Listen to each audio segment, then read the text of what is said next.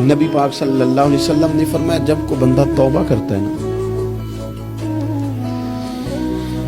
ہم توبہ کا رٹا لگاتے ہیں، یا اللہ میری توبہ یا اللہ۔ اور توبہ کا تو مطلب یہ ہے کہ پچھلے گناہوں سے پکی توبہ، آج کے بعد یہ غلطی نہ کرنے کا پکا وعدہ۔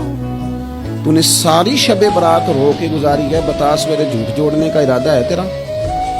آج کے بعد رشوت تو نہیں نہ لے گا، ملاوٹ تو نہیں نہ کرے گا، یہ توبہ ہے۔ اور اگر سارے کام اسی طرح کرنے تو پھر یہ توبہ کا رٹا ہے، اور جتنا مرضی لگاؤ۔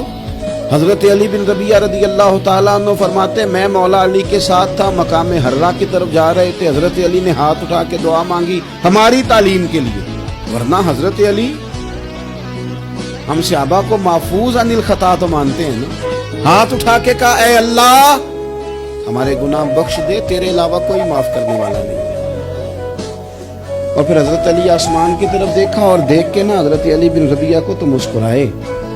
حضرت علی بن ربیعہ کہنے لگے حضور مسکرائے کیوں ہو؟ فرمانے لگے ایک دن میں حضور کے ساتھ اسی طرح آیا تھا، اسی طرح حضور نے دعا فرمائی تھی ہماری تعلیم کے لیے، اور پھر حضور مجھے دیکھ کے مسکرائے تھے اور فرمایا جب کوئی بندہ رب کی بارگاہ میں اس طرح استغفار کرتا ہے تو رب مسکراتا ہے، اور مسکرا کے فرماتا دیکھ لو میرے بندوں کو پتا ہے کہ میرے علاوہ معاف کرنے والا کوئی نہیں، انہیں پتا ہے، تم اس کی بارگاہ میں رجوع تو لاؤ، آؤ تو صحیح دو آنسو لے کر۔